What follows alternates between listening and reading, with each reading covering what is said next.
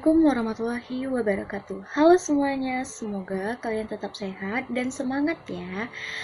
Kali ini bersama saya Silawarti Harahap, kita akan belajar materi kelas 11 yaitu teks sejarah. Nah, sebelum kita bahas, ada yang tahu tidak teks sejarah itu apa? Nah, di video kali ini saya bakal menjelaskan tentang teks sejarah. Pengertian teks sejarah. Teks sejarah adalah teks yang di dalamnya menjelaskan atau menceritakan tentang fakta atau kejadian di masa lalu yang memiliki nilai historis yang menjadi asal muasal sesuatu yang memiliki nilai sejarah. Biasanya disajikan secara kronologis dan menggunakan bahasa yang faktual. Nah, selanjutnya ciri-ciri teks sejarah. Nah, di ciri-ciri teks sejarah yang pertama ada bersifat faktual, yaitu berdasarkan fakta dan bukti sejarah. Yang kedua, disusun secara kronologis sesuai dengan urutan waktunya. Yang ketiga, ada mengandung informasi kesejarahan, yaitu tempat, waktu, tokoh, dan peristiwa penting. Selanjutnya, ada menggunakan sudut pandang orang ketiga. Dan yang terakhir, pada teks sejarah ini banyak menggunakan keterangan waktu dan menggunakan bahasa formal dan objektif. Selanjutnya ada fungsi teks sejarah. Nah, di fungsi teks sejarah ini ada yang pertama memberikan informasi tentang peristiwa di masa lalu. Yang kedua, menjadi sarana pembelajaran dan pengambilan hikmah dari peristiwa yang terdahulu. Dan yang ketiga, membentuk identitas dan kesadaran nasional. Yang keempat, melestarikan warisan budaya dan nilai-nilai sejarah. Yang kelima, mengembangkan pemikiran kritis tentang peristiwa yang ada di masa lalu. Nah, selanjutnya yaitu ada struktur dari teks sejarah. Apa aja sih struktur dari teks sejarah? Yang pertama ada orientasi. Pada bagian orientasi ini biasanya dapat dipahami sebagai pengenalan ataupun pembuka dari suatu teks cerita sejarah tersebut. Misalkan contohnya gitu. Apabila kamu ingin menulis sebuah teks cerita sejarah tentang uang, maka pada bagian orientasi ini kamu akan mendeskripsikan tentang pengertian uang ataupun mendefinisikan uang terlebih dahulu. Yang kedua ada urutan peristiwa. Urutan peristiwa ini dapat didefinisikan sebagai sebuah rekaman peristiwa yang terjadi dan dapat disusun secara urut dan kronologis. Urutan peristiwa biasanya akan menjelaskan cerita yang memiliki nilai-nilai sejarah secara gradual. Apa sih gradual itu? Gradual sendiri biasanya diartikan sebagai berangsur-angsur atau sedikit demi sedikit. Selanjutnya ada reorientasi. Reorientasi ini bersifat opsional, dapat digunakan ataupun tidak digunakan. Pada bagian ini juga, penulis biasanya menggunakan untuk memberikan kritik pribadi terhadap cerita yang telah disusun. Selanjutnya ada kaidah kebahasaan teks sejarah. Yang pertama yaitu ada kata ganti orang ketiga. Pada kata ganti orang ketiga dapat dibagi menjadi dua jenis, yaitu kata ganti tunggal yang biasa ia, beliau, dia, dan nya, dan kata ganti jamak biasanya kata mereka.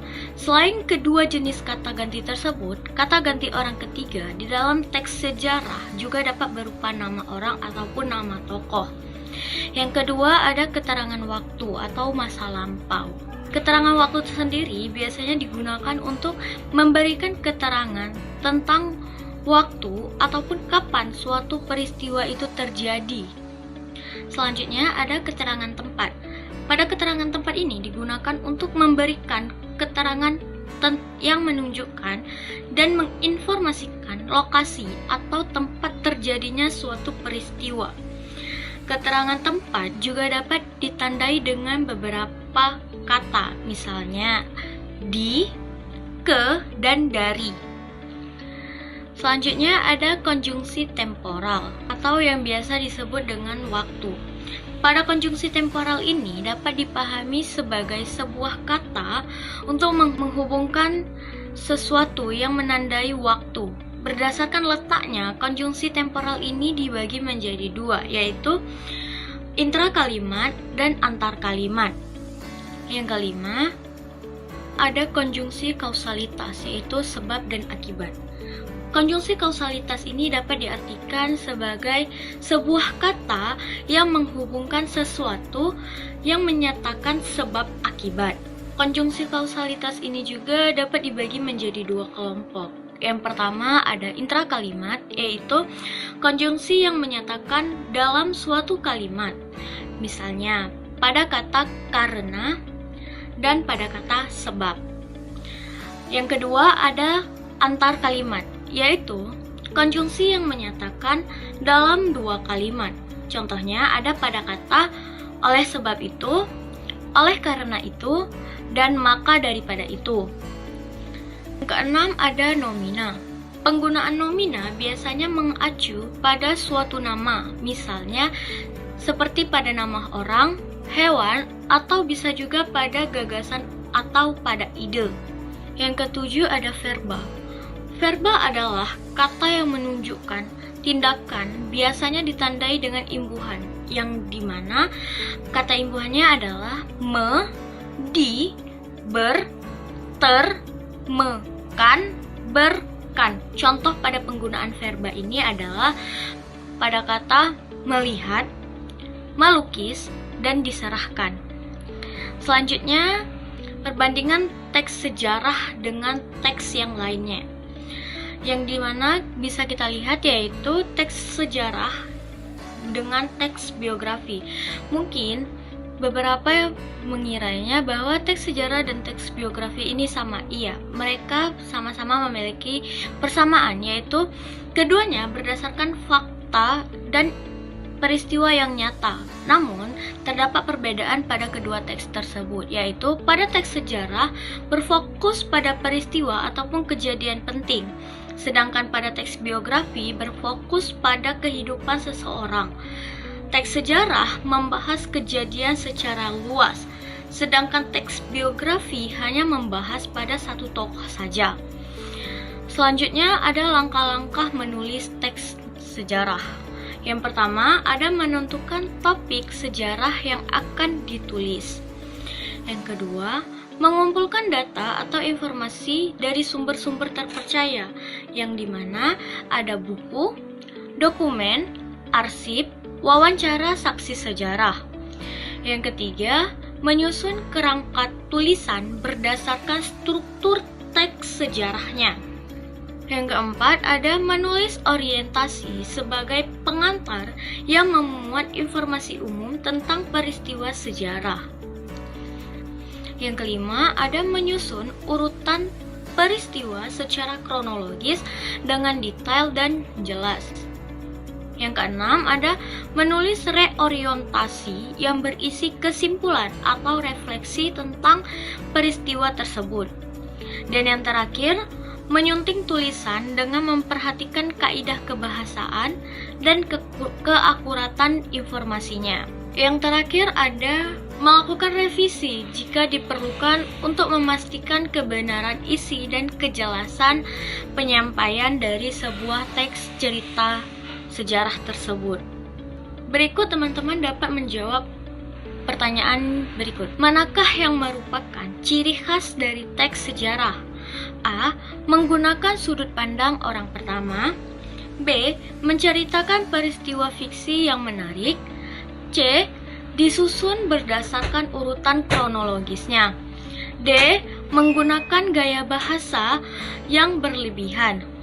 Selanjutnya, struktur teks sejarah yang berisi pengenalan singkat tentang peristiwa yang akan dibahas disebut A. Urutan peristiwa. B. Orientasi.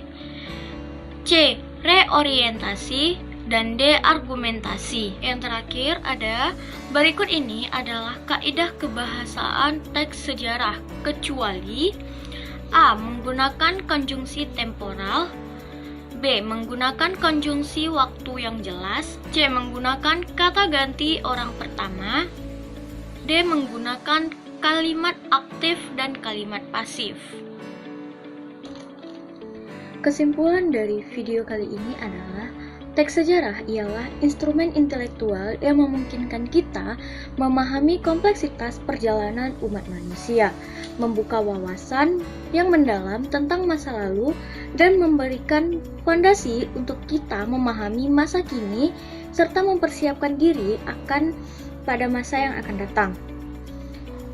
Sebelum saya mengakhiri video kali ini, saya akan memberikan satu pantun untuk teman-teman. Klik subscribe, jangan ragu-ragu. Lonceng berbunyi, tanda berganti. Video ini penuh ilmu dan tahu. Selalu setia memberikan manfaat di hati. Nah, saya akhiri. Assalamualaikum warahmatullahi wabarakatuh.